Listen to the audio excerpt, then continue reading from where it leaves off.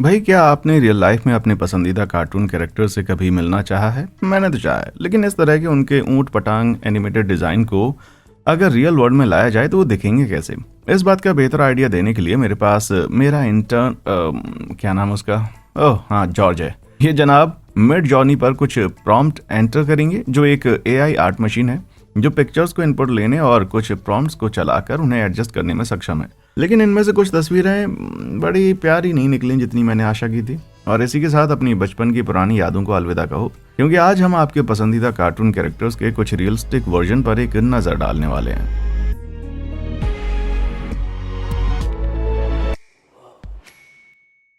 Despicable मी। तो साल 2010 में एनिमेटेड फिल्म डेस्पिकेबल मी ने दुनिया भर में तहलका मचा दिया था। हालांकि सभी को इंसान कलाकार पसंद आए, लेकिन बनाना येलो मिनियन ने सबका दिल जीत लिया। लोगों को उनकी स्मूथ पीली शेप और शानदार बड़े चश्मे बहुत पसंद आए। लेकिन आइए देखते हैं कि आप उनके बारे में क्या सोचेंगे जब उन्हें मिड जर्नी मशीन में डालेंगे। केविन, स्टुअर्ट और बॉब ऐसे दिख रहे हैं जैसे उनका दिन खराब चल रहा हो और जिंदगी उससे भी ज्यादा खराब हो। लेकिन ऐसा हुआ क्यों? खैर, फिल्म की कहानी के अनुसार ये खास 3 मिनियन ग्रू के लिए लगभग साल 1968 से गुलामी कर रहे हैं। हालांकि सुपर विलन की उम्र अब शायद 50 के करीब होगी, जो कम से कम गंजेपन से अनुमान तो हम उसके से लगा सकते हैं। असल में 50 सालों तक एक तहखाने में हर दिन कड़ी मेहनत करने के बाद मिनियन की स्किन झुर्रीदार हो गई, उनके दांत गायब होंगे और उनकी आंखों की रोशनी इतनी कम हो गई होगी कि उन्हें एक बड़े चश्मे की जरूरत पड़ेगी। क्योंकि नियमों के अनुसार ये मिनियन काफी पुराने हैं, लेकिन दूसरी तरफ ग्रू अपनी उम्र के हिसाब से काफी अच्छा दिख रहा है, और शायद इसलिए है क्योंकि उसे जिंदगी में कभी काम ही नहीं करना पड़ा होगा। Feeling swine. क्या आप पेप्पा पिग को जानते हैं? मैं मानता हूं कि आप में से ज्यादातर लोग जानते होंगे, क्योंकि ब्रिटिश द्वारा बच्चों के लिए ये शो साल 2004 से ही चल रहा है। छोटे बच्चों को ये सुअर जैसा बच्चा बहुत पसंद आता है, क्योंकि इंसान जैसा दिखने वाला प्यारा गुलाबी सुअर और उसका परिवार हर तरह के रोमांच को पेश करता है। हालांकि शायद युवा लोग पिप्पा के प्रति इतने उत्सुक नहीं होते अगर उन्हें पता होता कि वो असल में कैसी दिखती है। मुझे इस तरह से मत देखो। शो में उसके चेहरे के फीचर्स को सिर्फ एक तरफ से दिखाया जाता है, जो असल जिंदगी में काफी अजीब तरह का सुअर दिखता है, और चीजों को बदतर बनाने के लिए अब उसने एक जंगली मोड़ भी ले लिया है। मुझे लगता है कि मिडजॉर्नी ने उसे एक जंगली सुअर मान लिया था। खैर, शो में पिप्पा की दुनिया में ज्यादा इंसान है नहीं। किसानों द्वारा उन्हें पालने और ब्रीड करने के बिना जंगली सुअर बिल्कुल अलग होंगे, और उन्हें कुछ डिफेंसिव फीचर्स की भी जरूरत होगी, जैसे वॉरडॉग की तरह उनकी नाक पर भी लम्स होने चाहिए। खैर, ये नहीं कहा जा सकता कि ये पोशाक भी पिप्पा पर कोई एहसान कर रही है। हालांकि उसे शायद थोड़ी ज्यादा कवरेज से लाभ हो सकता था, मतलब उसके सिर पर एक पेपर बैग होना चाहिए। ठीक है ना? शायद मैं थोड़ा ज्यादा ही बोल रहा हूँ। Old yellow. क्या आप जानते हैं कि कौन सा आइकन अमेरिका की भावना का सबसे बड़ा प्रतीक है? The bald eagle, statue of liberty, star spangled झंडा। नहीं यार, ये द सिम्पसन्स कार्टून फेम का होमर सिम्पसन है। The beer swilling, TV binging, junk food gobbling, bonehead USA का एक अनडिस्प्यूटेड आइकन है। फैंस और क्रिटिक्स द्वारा पसंद किया जाने वाला होमर निसंदेह बहुत पहले से ही ग्रेटेस्ट कार्टून कैरेक्टर में से एक है। तो आइए देखते हैं कि अगर हम इस आदमी को एक असली आदमी में बदल दें तो ये कितना लोकप्रिय होगा। अरे बाप रे, रियलिटी में तो होमर अपने एनिमेशन से भी कम अट्रैक्टिव लगता है, लेकिन ये मिड जर्नी में नहीं बनाया गया था। नहीं, इस खौफनाक रचना को सामने लाने के पीछे मिगेल वास्केज का दिमाग है, जो एक डिजिटल कलाकार हैं जो आपके बचपन की पसंदीदा चीजों को वाकई परेशान करने वाली शैतानियों में बदलने में माहिर हैं। जैसा कि आप देख ही सकते हैं, वास्केज ने किस शानदार ढंग से होमर की भयानक बल्बनुमा आंखों को कैप्चर कर लिया है, जो एक ऐसा फीचर है जिसके बारे में मैंने कभी सोचा ही नहीं था। और यहाँ होमर हंस रहा है या फिर घुट रहा है, हाँ, मैं सचमुच में नहीं बता सकता। भाई, इसे बनाने के लिए मिगेल ने कैरेक्टर की कार्टून जैसी खासियतों पर काफी ध्यान दिया, जैसे कि उसका ट्यूब जैसा सर, उभरती हुई बिना रंग की आंखें और अजीब तरह का चौड़ा चोंच जैसा मुंह। हाँ, शायद इसीलिए होमर को उन स्वादिष्ट डोनट्स को चबाने में मुश्किल होती थी। डोनट्स। जलन महसूस करो। भाई, इविल टाइकून्स हर जगह होते हैं, और इससे पहले कि आप कमेंट सेक्शन में जाएं, मैं किसी का नाम नहीं बता रहा हूँ, मतलब रियल नाम। मैं द सिम्पसन के अपने स्प्रिंगफील्ड पावर प्लांट के मालिक चार्ल्स मोंटगोमरी बोन्स के बारे में बात कर रहा हूँ। उनकी उम्र लगभग 81 और 120 के बीच सेट होने के कारण इस कार्टून का सबसे रियलिस्टिक वर्जन एक सूट में थकी हुई लाश की तरह हो सकता है। लेकिन चलिए देखते हैं कि मिड जर्नी क्या सोचता है। ऐसा लगता है कि मिड जर्नी मुझसे सहमत है, हर छोटी से छोटी डिटेल को हासिल करने के लिए। जॉर्ज ने इस बेहद शानदार पोशाक से इंस्पिरेशन ली, जिसे नेल्सन कूपर ने तैयार किया था। तो चूंकि कार्टून सीरीज अक्सर मिस्टर बोन्स के राक्षसी संबंधों का रेफरेंस देती है, इसलिए इस रियलिस्टिक मोंटी में एक अद्भुत अट्रैक्शन है। यही वजह है कि उनकी आंखें भी उसके सर में कहीं धसी हुई हैं और उसके चेहरे की मांसपेशियां भी लंबे समय से सूख गई हैं, जिस वजह से उसकी खोपड़ी का हर शार्प एंगल सामने आ जाता है। अब इसमें कोई आश्चर्य नहीं है कि होमर अपने ऑफिस में प्रवेश करने से इतना क्यों डरता है। मूल रूप से इस एविल ओलिगार्च को डिजाइन करते समय सिम्पसन के क्रिएटर फॉक्स कॉर्पोरेशन के संस्थापक बैरी डिलर इससे इंस्पायर हुए थे, जिन्हें उन्होंने प्रार्थना करने वाले मोंटी के साथ जोड़ा था। अब मुझे लगता है कि रियलिस्टिक मिस्टर बोन्स ऐसे दिखते हैं जैसे वो छोटे कीड़ों को खा जाते हैं। व्हाइट बग दर्ज करें। तो दोस्तों, मैट ग्रोइनिंग वाकई सिम्पसन्स को क्रिएट करने के लिए जानी जाती है, लेकिन उनकी ये कला स्प्रिंगफील्ड तक ही सीमित नहीं है। उनकी दूसरी प्रसिद्ध सीरीज फ्यूचरामा पहली बार 1999 में हाईलाइट हुई थी, जो मूर्खतापूर्ण शरारतों और अजीबोगरीब कैरेक्टर से भरी हुई है। लेकिन इनमें से डॉक्टर जॉन जॉइडबर्ग से बढ़ चढ़कर बेकार लेकिन प्यारा क्रस्टेशियस फिजिशियन तो कोई भी नहीं है। लेकिन अब मुझे नहीं पता कि डॉक्टर जॉइडबर्ग द्वारा ट्रीट किया जाना बुरा होगा या उसके रियलिस्टिक वर्जन द्वारा। हे भगवान, मुझे लगता है कि जॉर्ज रियलिस्ट जॉइड को किसी तरह की ऑथेंसिटी देना चाहते थे, इसलिए उन्होंने मिड जर्नी में कुछ रियल लाइफ समुद्री जीवों के लिए कटल फिश और लॉबस्टर वाले प्रॉम्प्ट्स का इस्तेमाल किया। और सचमुच किसी भयानक चीज को सामने लाने के लिए उन्होंने कुछ ऐसे प्रॉम्प्ट्स इसमें शामिल किए जो कि अर्थ के संबंधित थे। तंबू की तरह दिखने वाली ये एलाइन प्रजाति डॉक्टर हु की दुनिया से आप क्लियरली देख ही सकते हैं कि इनके टेंटिकल कैसे मेल खाते हैं। अब समुद्री और अंतरिक्ष जीवों का एक म्यूटेंट चिमेरा होने के नाते मैं नहीं बता सकता कि इस पतले दिखने वाले एलियन के पास बिस्तर पर रहने का अच्छा तरीका है या नहीं। यार, मुझे नहीं पता कि वो मेरा इलाज करना पसंद करेगा या फिर मुझको खाना। मैं रिकल्पिक हूँ। अगर आप पिछले 10 सालों में से किसी गुफा में नहीं रहे हैं तो आपने शायद रिक और मोर्टी के बारे में सुना होगा। ये किस्म की नास्तिक साई-फाई कॉमेडी है, जिसे कह सकते हैं कि बहुत ही डेडिकेटेड फैंस का हिस्सा मिला। हैरानी की बात नहीं है कि जॉर्ज भी इस किस्म के लोगों में से एक है, तो इसलिए वे आज यहाँ जो भी चीज रख रहे हैं वो देखने पर कुछ हद तक समझ में आ जाती है। जॉर्ज उस एपिसोड से इंस्पायर हुआ था जहां तक रिक खुद को प्रिजर्व खीरे में बदल लेता है। क्या आप पिकल रिक के बारे में जानते हैं? आइए इसे रियलिटी में बदलते हैं। हे भगवान, मुझे तो ये भी नहीं पता कि मैंने क्या सोचा था। हम यहाँ तक पहुंचे कैसे? खैर, बता दूं कि रिक सांचेज का ओरिजिनल कार्टून कैरेक्टर का डिजाइन डॉग ब्राउन के आधार पर था, जो back to back future series में। तो इस जानकारी के साथ काम करते हुए जॉर्ज ने इसे बदसूरत बूढ़े आदमी के चेहरे वाला अचार के प्रॉम्प्ट्स के साथ जोड़ दिया। ये समझ में आता है, लेकिन उसके दांत इतने गोल क्यों हैं? और ये पिकल अपना मुंह कैसे बंद करता है? क्योंकि देखो कि इसके मसूड़े और जबड़े कितने टेढ़े मेढ़े हैं। हे भगवान, और इसकी आंखें बहुत ही अजीब तरह से छेदी और उभरी हुई नीली हैं। ऐसा लगता है जैसे वो मेरी आत्मा में छेद कर रहे हैं। ओ ला ला भाई, बता दूं, जब से साल 2010 में ये हाईलाइट होना शुरू हुआ, मैं एडवेंचर टाइम की दुनिया में रहने के लिए उत्सुक रहा हूँ। आपको बता दूं कि पेंडल्टन वार्ड का अजीब कार्टून हीरो फिन इंसान और जैक कुत्ते के अजीब कारनामों को ओऊ की धरती पर पेश करता है, और कैंडी किंगडम का दौरा करना, दुष्ट राक्षसों से लड़ना और संकट में फंसी लड़कियों को बचाना एक रोमांचकारी अनुभव होगा। लेकिन सिर्फ तब तक है जब तक कि मुझे रियल लाइफ फिन से नहीं मिलना पड़ा। वार्ड के सिंपलिस्टिक डिजाइन असल में नाक पर निर्भर नहीं करते, जो कि कार्टून में तो ठीक है, लेकिन रियल लाइफ में नहीं। वो न्यूक्लियर डिस्ट्रक्शन से पैदा हुआ एक सर्वनाशी समाज है, और यहाँ लगभग हर कैरेक्टर म्यूटेंट है।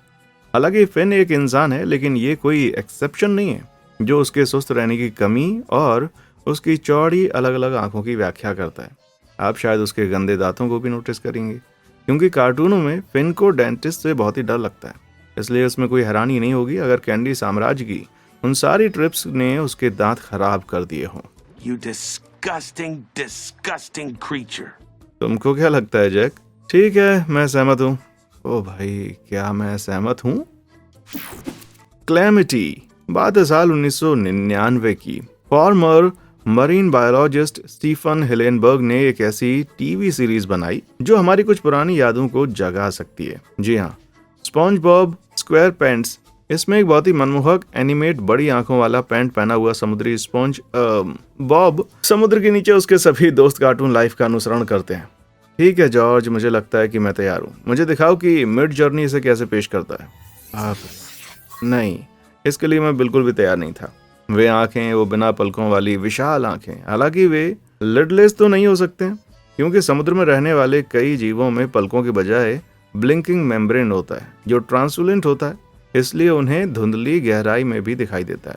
और मछली की तरह ही बहुत सारे दूसरे जीवों के पास अपनी आंखों को बचाने के लिए कुछ भी नहीं होता है। तो उसमें कोई हैरानी नहीं है कि स्पंज की असली आंखें इस तरह की हैं। हालांकि उसके चेहरे की अननेचुरल गहरी खरोंचों वाली पीली स्पंजी स्किन और दर्दनाक दिखने वाले तेज दांत अब प्यारे नहीं लग रहे बल्कि डरावने लग रहे हैं। लेकिन जॉर्ज बचपन की इस पसंदीदा फ्रेंचाइजी के सिर्फ एक कैरेक्टर को बर्बाद करके खुश नहीं थे। पैट्रिक स्टारफिश या समुद्री सितारा, जो इस प्रजाति के लिए ज्यादा सटीक नाम है क्योंकि वो मछली नहीं है। जब इसे मिडजॉर्नी का मेकओवर मिला तो प्यारे नेपच्यून, इसने वाकई पैट्रिक के पेट पर रियल लाइफ स्टारफिश के घुंघराले हड्डीदार कैल्सिफाइड स्किन को एडजस्ट किया है, साथ ही उसके चौड़े बिना दांत वाले मुंह को भी। जब इन रियल लाइफ कैरेक्टर को एक साथ रखा जाता है तो ये सबसे प्यारे बेस्ट फ्रेंड्स की जोड़ी की तरह बहुत ही कम और हमेशा के लिए समुद्र से दूर रहने की वजह ज्यादा लगने लगते हैं।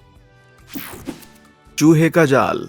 जब मैं डिज्नी कहता हूं तो यहाँ एक बड़े कान वाला कार्टून कैरेक्टर है जो तुरंत दिमाग में आ जाता है। जी हाँ, the one and only Mickey mouse.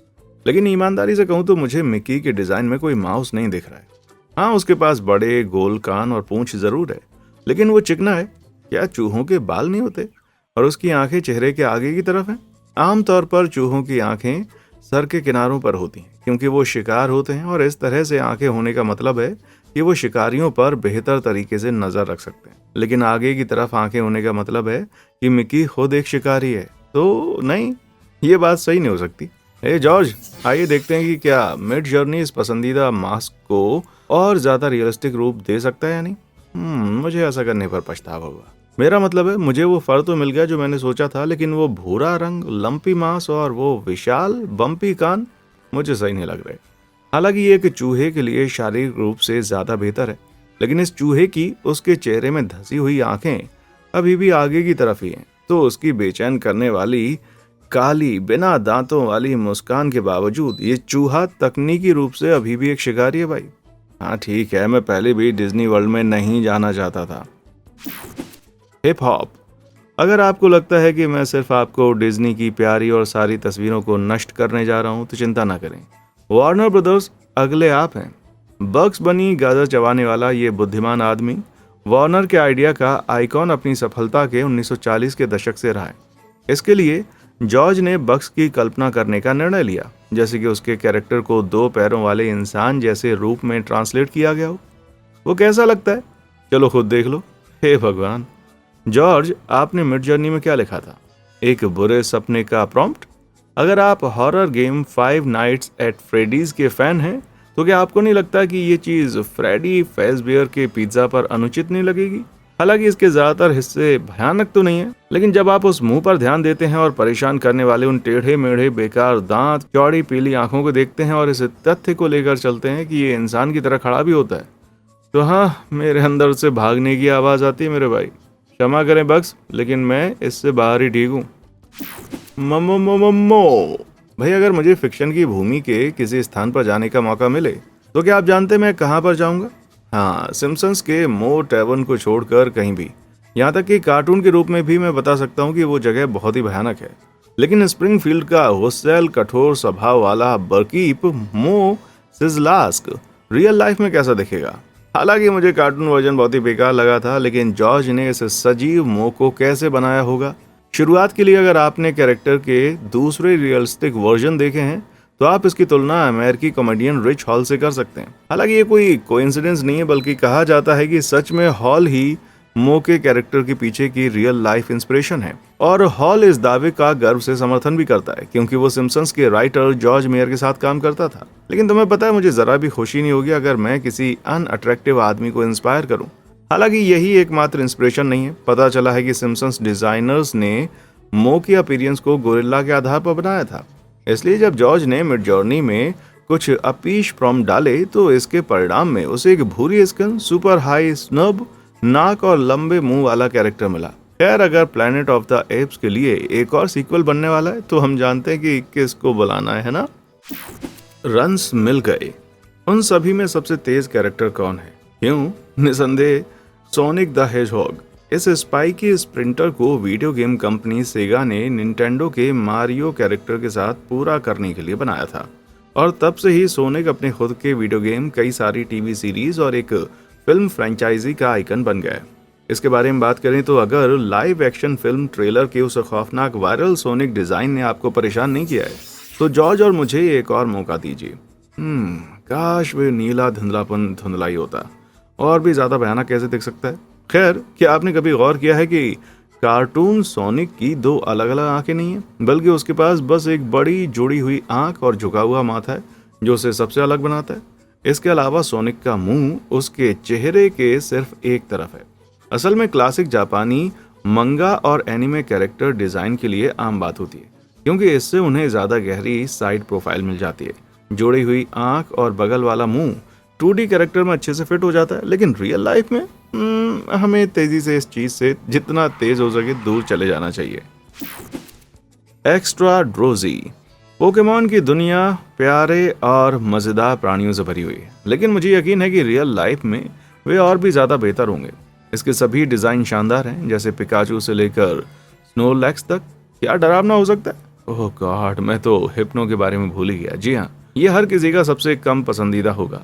Pokemon की दुनिया में हिप्नोज अपने जादुई पेंडेंट से इंसानों को हिप्नोटाइज कर देते हैं, उनको सुला देते हैं और फिर उनके सपनों का आनंद लेते हैं। बहुत बढ़िया। इस नींद छीनने वाले राक्षस को बनाने के लिए जॉर्ज ने एक ऐसे बंदर की तस्वीर बनाई जो बेडरूम में बैठा हुआ था। मुझे लगता है कि मुझे और उस इंटर्न को कुछ शब्द कहने की जरूरत है। तो साथ ही उसमें उसने लोमड़ी जैसे कान, शेर की आयाल, पीली स्किन, भयानक आंखें और सबसे जरूरी वो बड़ी पुरानी नाक को जोड़ दिया। हिप्नो की हाथी जैसी सूंड बाका से प्रेरित है, जो कि जापानी पौराणिक कथाओं में से एक स्वप्न खाने वाली आत्मा है। बाका खुद में टेपर से प्रेरित है। ये एक विशाल शाकाहारी मैमल्स है जो साउथ ईस्ट एशिया और साउथ अमेरिका के निवासी हैं। यह शायद तब अच्छा लग सकता है अगर पैदा होने वाली तस्वीर आपके बेडरूम में रेंगने वाली इस डरावनी चीज जैसी ना हो।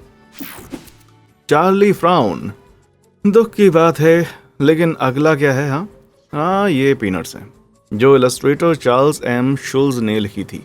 ये कॉमिक बुक लगभग 1950 से लेकर 2000 तक चली और इसे एक कार्टून क्लासिक माना जाता है, जो गारफील्ड, केविल्सन एंड हॉब्स और यहाँ तक कि मैट ग्रोइंग की शुरुआती कॉमिक लाइफ इन हेल को भी प्रेरित करती है।